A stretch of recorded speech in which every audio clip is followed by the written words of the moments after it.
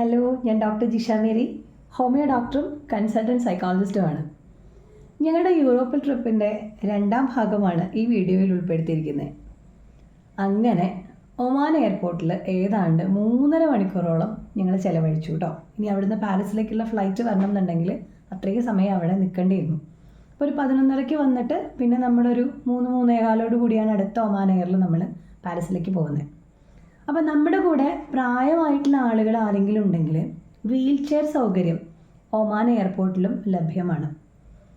ഫ്ലൈറ്റിൽ നിന്ന് ഇറങ്ങുമ്പോൾ തന്നെ ഒരു അറ്റൻഡർ വന്ന് വീൽ ചെയറിലുള്ള ആളെയും നമ്മളെയും കൂടി നമ്മുടെ ഫാമിലി ഒന്നിച്ച് നമ്മളെ ഡെസ്റ്റിനേഷനിലേക്ക് കൊണ്ടുപോകും. അതല്ലെങ്കിൽ ലോഞ്ചിലേക്ക്, സ്പെഷ്യൽ ലോഞ്ചിലേക്ക് കൊണ്ടുപോകും.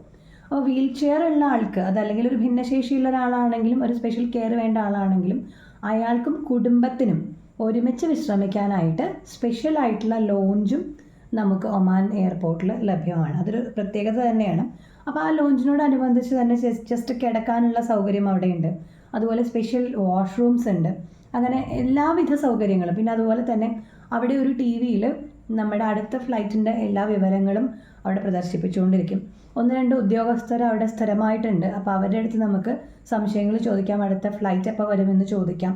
അതുമാത്രമല്ല, നമ്മുടെ ഫ്ലൈറ്റിൻ്റെ സമയമാകുമ്പോൾ കൃത്യമായിട്ട് ഒരു അറ്റൻഡർ വന്നിട്ട് ആ വീൽ ചെയറിലുള്ള ആളെയും അതോടൊപ്പം തന്നെ ഫാമിലിയെയും ഫ്ലൈറ്റിലേക്ക് കൂട്ടിക്കൊണ്ട് പോവുകയും ചെയ്യും. അപ്പോൾ അത് ഞങ്ങൾക്ക് വളരെ കംഫർട്ടായിട്ട് ഫീൽ ചെയ്തു. കാരണം നമുക്കൊരു ടെൻഷനും ഇല്ലാതെ ലോഞ്ചിൽ നമുക്ക് വെയിറ്റ് ചെയ്യാൻ പറ്റി. മാത്രമല്ല, അത്യാവശ്യം നമുക്ക് വിശദമായിട്ടൊന്ന് വാഷ്റൂമിൽ പോകാനും കുറച്ച് നേരം റെസ്റ്റ് എടുക്കാനും അത്യാവശ്യം കുറച്ച് ഫോട്ടോസ് എടുക്കാനും ഒക്കെയുള്ള കൃത്യമായ സമയം അവിടെ കിട്ടി. ഇനി ഇതിൻ്റെ കൂടെ ബാഗ് പാക്ക് ചെയ്യുമ്പോൾ ശ്രദ്ധിക്കേണ്ട 1-2 കാര്യങ്ങൾ ഞാനിപ്പോൾ പറയാം കേട്ടോ. ഇതുമായി ബന്ധപ്പെട്ടതല്ല, എന്നാലും ഓരോ വീഡിയോയിൽ കുറേശ്ശെ പറഞ്ഞു പോകാം. അപ്പോൾ ചെറിയ യാത്രകളാണെങ്കിലും, അതായത് ഇപ്പം 2 മണിക്കൂറിൻ്റെ അല്ലെങ്കിൽ 9 മണിക്കൂറിൻ്റെ ഏത് യാത്രയ്ക്കാണെങ്കിലും ഫ്ലൈറ്റിൽ കയറുമ്പോൾ എപ്പോഴും തണുപ്പിന് ധരിക്കാനുള്ള ഒരു സ്വെറ്റർ നമ്മുടെ കയ്യിലുണ്ടായിരിക്കുന്നത് വളരെ നല്ലതാണ്. ഇത് പറയാൻ കാരണം, ഞങ്ങൾ അബുദാബിയിൽ നിന്ന് കഴിഞ്ഞ തവണ ഫ്ലൈറ്റ് തിരിച്ച് കേരളത്തിലേക്ക് കയറിയ സമയത്ത് ആ ഫ്ലൈറ്റിൻ്റെ അകത്ത് കയറിയ ഡോർ ക്ലോസ് ചെയ്തപ്പോൾ തന്നെ ഭയങ്കരമായിട്ടുള്ള AC ഇട്ടു. മുകളിൽ നിന്ന് ഇങ്ങനെ പുക വരികയാണ്. എനിക്ക് തോന്നുന്നു ഒരു 10 ഡിഗ്രിയിലേക്കൊക്കെ അവർ ടെമ്പറേച്ചർ റെഡ്യൂസ് ചെയ്തു എന്നാണ് തോന്നുന്നത്. അപ്പോൾ ആ ഫ്ലൈറ്റിൽ ഒരു കുട്ടിക്ക് പെട്ടെന്ന് സുഖമില്ലാണ്ടാവുകയും ശ്വാസം മുട്ട് വരികയും അങ്ങനെ 1 മണിക്കൂർ ഫ്ലൈറ്റ് വൈകി. ആ കുട്ടിയെ കൊണ്ടുപോയില്ല, കുട്ടിയെ ഫാമിലിയും പിന്നെ അവരുടെ ലഗേജ് ആ ഫ്ലൈറ്റിൽ നിന്ന് എടുക്കണ്ടേ. അത് വലിയൊരു കഥയായിരുന്നു. കാരണം ലഗേജ് നമ്മൾ ചെക്കിൻ ബാഗൊക്കെ നേരത്തെ പോകുന്നതല്ലേ, അതൊക്കെ കണ്ടുപിടിച്ച് ഇറക്കി ഏതാണ്ട് 1 മണിക്കൂർ കഴിഞ്ഞിട്ടാണ് ആ ഫ്ലൈറ്റ് അന്ന് പുറപ്പെട്ടത്. ഭയങ്കര ഹെക്റ്റിക്കായിരുന്നു. പക്ഷേ ഭാഗ്യത്തിന് അന്ന് ഫ്ലൈറ്റ് കയറിയപ്പോൾ അവിടെ പില്ലോയും നമുക്ക് പുതയ്ക്കാനുള്ള പുതപ്പും ഫ്ലൈറ്റിൽ നിന്ന് പ്രൊവൈഡ് ചെയ്തിരുന്നു. പക്ഷേ എല്ലാ ഫ്ലൈറ്റുകളിലും അങ്ങനെ ഉണ്ടായിക്കൊള്ളണം എന്നില്ല. അന്ന് ഞങ്ങൾ രക്ഷപ്പെട്ടു. പക്ഷെ അന്ന് ഞങ്ങൾ മനസ്സിലാക്കി, ഏത് ഫ്ലൈറ്റ് ലീവാണ് ഒരു കുഞ്ഞു ട്രിപ്പാണെങ്കിലും നമ്മുടെ കയ്യിൽ അത്യാവശ്യം തണുപ്പിനുള്ള എന്തെങ്കിലും ഡ്രസ്സ് നമ്മൾ കരുതിയിരിക്കണം. പിന്നെ അത്യാവശ്യത്തിന് മരുന്നുകൾ നമ്മുടെ ഹാൻഡ് ബാഗിൽ ഉണ്ടാവണം. അതായത് പ്രഷറുണ്ട്, ഷുഗറുണ്ട്, തലകറക്കത്തിൻ്റെ, ശ്വാസം മുട്ടിൻ്റെ, പ്രത്യേകിച്ച് ഇൻഹേലർ പോലെയുള്ള മരുന്നുകൾ, ഛർദിയുടെ മരുന്നുകൾ, ടെമ്പറേച്ചർ കൂടുമ്പോൾ യൂസ് ചെയ്യാനുള്ള മെഡിസിൻസ്, അങ്ങനെ അത്യാവശ്യത്തിനുള്ള കുറച്ച് കാര്യങ്ങൾ നമ്മുടെ ബാഗിൽ ഉണ്ടായിരിക്കണം. ചെവി വേദന, ചിലപ്പം ഫ്ലൈറ്റ് ടേക്ക് ഓഫ് ചെയ്യുമ്പോഴോ ലാൻഡ് ചെയ്യുമ്പോഴോ പ്രഷർ വേരിയേഷൻ വരുമ്പോൾ നമുക്ക് ചെവി വേദന വരും. അപ്പോൾ അങ്ങനെയുള്ള മരുന്നുകൾ നമ്മുടെ ഹാൻഡ് ബാഗിൽ നിർബന്ധമായിട്ടും ഉണ്ടാവണം. ആവശ്യത്തിന് നമുക്ക് ഉപയോഗിക്കാൻ പറ്റണം. അപ്പോൾ അത് വെക്കുമ്പോൾ അതിൻ്റെ ബില്ലും പ്രിസ്ക്രിപ്ഷനും കൂടി അതിൻ്റെ കൂടെ വെക്കുകയാണെന്നുണ്ടെങ്കിൽ സേഫായിട്ട് നമുക്കത് കൊണ്ടുപോകാനായിട്ട് സാധിക്കും. പിന്നെ ഒരിക്കലും നമ്മുടെ ബാഗിൽ വെക്കാൻ പാടില്ലാത്ത കുറച്ച് സാധനങ്ങളുണ്ട്. അതായത് ബ്ലേഡ്, കത്തി, കത്രിക പോലെയുള്ള ഷാർപ്പായിട്ടുള്ള സാധനങ്ങൾ, തീപ്പെട്ടി, അതുപോലെ സെല്ലോ ടേപ്പ് കൊണ്ടുപോകാൻ പാടില്ല കേട്ടോ, സെല്ലോ ടേപ്പ്. പിന്നെ അതുപോലെ ടാൽക്കം പൗഡർ, നമ്മൾ ഇടയ്ക്കൊന്ന് പൗഡർ ഇടാം എന്നൊക്കെ ഒന്ന് വിചാരിച്ചിട്ട് കോസ്മെറ്റിക്സിൻ്റെ കൂടുതൽ പൗഡർ വെച്ച് കഴിഞ്ഞാൽ അവർ അപ്പോൾ തന്നെ ആ ചെക്ക് ചെയ്യുന്ന സമയത്ത് അത് അവർ എടുത്ത് കളയും. അതുപോലെ മെറ്റലിൻ്റെ ആഭരണങ്ങളുണ്ടെങ്കിൽ ചെക്കിങ് കടന്നു പോകാൻ കുറച്ച് ബുദ്ധിമുട്ടാണ്. കടത്തി കൊണ്ട് പോകുമായിരിക്കും, പക്ഷെ അവർ നല്ലോണം നോക്കിയിട്ടേ കടത്തി വിടുള്ളൂ. അതുപോലെ മെറ്റലിൻ്റെ സ്ലൈഡ്, ക്ലിപ്പ്, അതുപോലെ വീടിൻ്റെ താക്കോല് വെക്കാൻ പാടില്ല എന്നല്ല ഞാൻ പറയുന്നത്. അത്യാവശ്യം കുറച്ച് കീയൊക്കെ നമ്മുടെ കയ്യിൽ വേണ്ടി വരും. എന്നാലും അത് ശ്രദ്ധിക്കണം. അങ്ങനെയുള്ള സംഗതികൾ വയ്ക്കുമ്പോൾ ശ്രദ്ധിക്കണം. അപ്പോൾ അങ്ങനത്തെ കാര്യങ്ങൾ പ്രത്യേകം ശ്രദ്ധിക്കാം. പിന്നെയുണ്ട് പാക്ക് ചെയ്യുമ്പോൾ കുറച്ച് ശ്രദ്ധിക്കേണ്ട കാര്യങ്ങളുണ്ട്. അതിന് ബാക്കിയുള്ളത് അടുത്ത വീഡിയോയിൽ പറയാം. അപ്പോൾ എന്തായാലും ഒമാൻ എയർപോർട്ടിൽ നിന്ന് പാരീസിലേക്കുള്ള നമ്മുടെ ഈ യാത്രയാണ് അടുത്ത വീഡിയോയിൽ വരുന്നത്. അപ്പോൾ അതിൽ നമ്മൾ കണ്ടതും കേട്ടതുമായ കാര്യങ്ങൾ ഈ വീഡിയോയിലൂടെ ഞാൻ ഷെയർ ചെയ്യാം. അപ്പോൾ വീഡിയോയിലേക്ക് പോയാലോ. ഒമാനിലെ എയർപോർട്ടിന് മസ്കറ്റ് ഇൻ്റർനാഷണൽ എയർപോർട്ട് എന്നാണ് പറയുന്നത്. ഇവിടെ നമ്മൾ കുറച്ച് നേരം സ്പെൻഡ് ചെയ്തു, ഒരു 3.5 മണിക്കൂറാണ് സ്പെൻഡ് ചെയ്തു. അത്യാവശ്യം നല്ല ഫോട്ടോസൊക്കെ എടുക്കാനുള്ള സ്ഥലങ്ങളുണ്ട്. നല്ലോണം ഒഴിഞ്ഞു കിടക്കുന്ന ഒരു എയർപോർട്ടാണ്. അധികം ആളുകളില്ലാത്തൊരു സ്ഥലവുമാണ് ഒമാൻ എന്ന് പറയുന്നത്. അപ്പോൾ അതുകൊണ്ട് തന്നെ നമുക്ക് ഫ്രീ ആയിട്ട് നടന്ന് കാണാനും ഫോട്ടോസ് എടുക്കാനും ഒക്കെയുള്ള സൗകര്യമുണ്ട്. വളരെ നീറ്റ് ആൻഡ് ടൈഡി ആയിട്ട് കീപ്പ് ചെയ്തിട്ടുള്ള ഒരു എയർപോർട്ടാണ്. ആളുകളെല്ലാം വെൽ ഡ്രസ്ഡ് ആണ്. കൂടുതലും ആ സ്ഥലങ്ങളിലൊക്കെ ജോലി ചെയ്യുന്ന ആൾക്കാരായിരിക്കണം. പർദ്ദാധാരികളായിട്ടുള്ള ഒത്തിരി പേരെ നമ്മളവിടെ കണ്ടു. ക്രിസ്റ്റൽ ക്ലിയർ ഫ്ലോറൊക്കെയാണ്, വളരെ നീറ്റാണ്. പിന്നെ അവിടെ നിന്ന് നമ്മൾ ഇതുപോലെ ഒരുപാട് നേരം നടന്നതിന് ശേഷം ഇത് പാരീസിലേക്ക് നമ്മളെ കൊണ്ടുപോകുന്ന ഫ്ലൈറ്റിൽ കയറാനുള്ള പ്രത്യേക സ്ഥലമാണ്. അവിടെ നമ്മൾ വെയിറ്റ് ചെയ്യേണ്ടി വന്നു നല്ലോണം, ഒരു അരമണിക്കൂർ. അതിനുശേഷം വീണ്ടും അറ്റൻഡർ വീൽ ചെയർ എടുക്കാനായി വരുന്നു. അതിൻ്റെ കൂടെ നമ്മളെയാണ് ആദ്യം, ആരാണോ വീൽ ചെയറിലുള്ളത് ആ ആളെ ഹെൽപ്പ് ചെയ്യുന്ന ആ ഫാമിലിയാണ് ആദ്യമായിട്ട് അവർ ഫ്ലൈറ്റിലേക്ക് കൊണ്ടുപോകുന്നത്. അപ്പോൾ നമ്മുടെ ബോർഡിങ് സ്റ്റാർട്ട് ചെയ്തു എന്നുള്ള അറിയിപ്പ് വന്നു. അങ്ങനെ നമ്മൾ പോയിക്കൊണ്ടിരിക്കുകയാണ്. നല്ല തിരക്കാണ് ഫ്ലൈറ്റിൽ കയറാനായിട്ട്. അതോടൊപ്പം തന്നെ നമ്മുടെ കൂട്ടത്തിലുള്ള എല്ലാവരെയും അങ്ങോട്ട് ബോർഡിങ്ങിന് വിളിച്ചിട്ടുണ്ട്. ഇനി നമ്മൾ ഫ്ലൈറ്റിൻ്റെ അകത്തേക്ക് കയറുകയാണ്. നമ്മൾ നേരത്തെ പോയ ഫ്ലൈറ്റിൽ 2 സൈഡായിട്ടായിരുന്നു ചെയേഴ്സ് അറേഞ്ച് ചെയ്തിരുന്നെങ്കിൽ ഇത് 3 ഭാഗമായിട്ട് ചെയേഴ്സ് അറേഞ്ച് ചെയ്തിട്ടുണ്ട്. വലിയ ഫ്ലൈറ്റാണ്. അപ്പോൾ ഒരു നിരയിൽ തന്നെ ഏതാണ്ട് 9 സീറ്റുകൾ നമുക്ക് കാണാൻ പറ്റും. സീറ്റുകളെല്ലാം ഫുള്ളാണ്. ബാഗുകളെല്ലാം വെച്ചതിന് ശേഷം വീണ്ടും ഒമാൻ എയറിൻ്റെ ആ വലിയ ഫ്ലൈറ്റിലേക്ക് നമ്മൾ കയറുന്നു.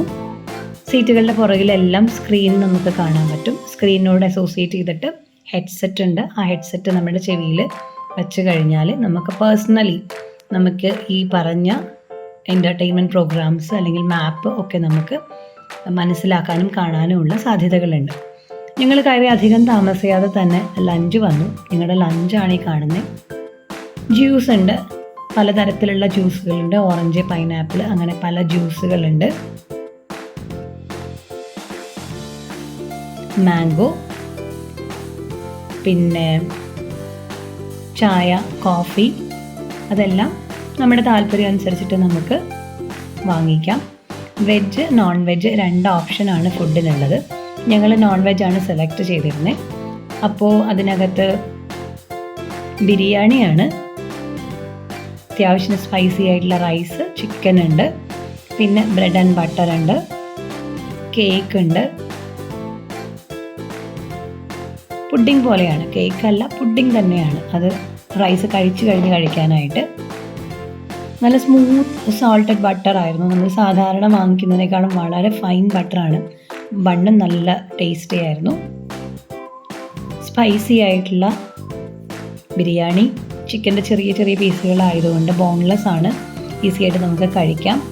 ഒത്തിരി സമയമുണ്ടല്ലോ നമുക്ക് പാരീസിലേക്ക്, അപ്പോൾ അതുകൊണ്ട് സമയം എടുത്ത് സാവകാശമാണ് ഫുഡൊക്കെ കഴിച്ച്. പിന്നെ റൈസ് കഴിച്ച് കഴിഞ്ഞാൽ നമുക്ക് വെജിറ്റബിൾസ് ഉണ്ട്. വെജിറ്റബിൾസ് കട്ട് ചെയ്തതാണ് അതൊരു ബോക്സിൽ കാണുന്നത്. പിന്നെ പെപ്സിയും കൊക്കക്കോളയും ഉണ്ടായിരുന്നു, അത് ഞാൻ പറയാൻ വിട്ടുപോയി, അത് നമുക്ക് കിട്ടുമായിരുന്നു. ചായ നമുക്ക് വേണ്ട രീതിയിൽ മിക്സ് ചെയ്ത് ഉപയോഗിക്കാവുന്ന രീതിയിൽ ടീയും അവൈലബിൾ ആയിരുന്നു. അങ്ങനെ മസ്കറ്റ് എയർപോർട്ടിൽ നിന്നും നമ്മുടെ ഫ്ലൈറ്റ് പുറപ്പെട്ടു കേട്ടോ. സുൽത്താനേറ്റ് ഓഫ് ഒമാൻ എന്ന് കാണുന്നുണ്ട് നമ്മുടെ സീറ്റിന് മുന്നിലുള്ള ഈ മാപ്പിൻ്റെ അകത്ത് നമുക്കിത് കാണാം. മിക്കവാറും ആളുകളെല്ലാം ഇതാണ് കണ്ടുകൊണ്ടിരിക്കുന്നത്. അതാണ് രസം. ദുബായ് കാണുന്നുണ്ട്, ഖത്തർ, ബഹറിൻ, അതുപോലെ സൗദി അറേബ്യ, പാകിസ്ഥാൻ, കുവൈറ്റ്, ഇറാനെ കണ്ടോ മുകളിൽ? എൻ്റെ അമ്മയെ, ഇറാൻ കണ്ടോ? ശരിക്കും പറഞ്ഞാൽ ഇറാൻ്റെ മുകളിലൂടെയാണ് നമ്മുടെ ഫ്ലൈറ്റ് പോകേണ്ടിയിരുന്നത്. പക്ഷേ യുദ്ധം കാരണം കൊണ്ട് വഴി തിരിച്ചു വിടുകയാണ് ചെയ്തത്. അതുകൊണ്ട് തന്നെ ഏതാണ്ട് 2 മണിക്കൂറോളം എക്സ്ട്രാ നമുക്ക് ട്രാവലിംഗ് ടൈം വന്നിരുന്നു.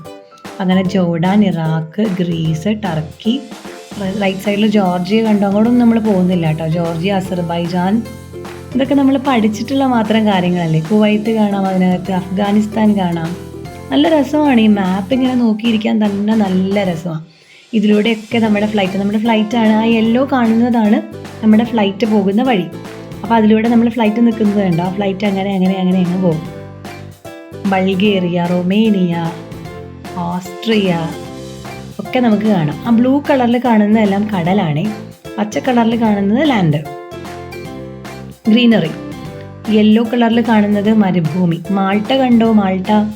ഈ മാൾട്ടയ്ക്കൊരു പ്രത്യേകതയുണ്ട്. അതായത് മാൾട്ടയുടെ അപ്പുറത്ത് കണ്ടോ വത്തിക്കാൻ, അത് ഇറ്റലിയാണ്. ഇറ്റലി കണ്ടോ? ഇറ്റലി യൂറോപ്പിൻ്റെ ഭാഗമാണ്.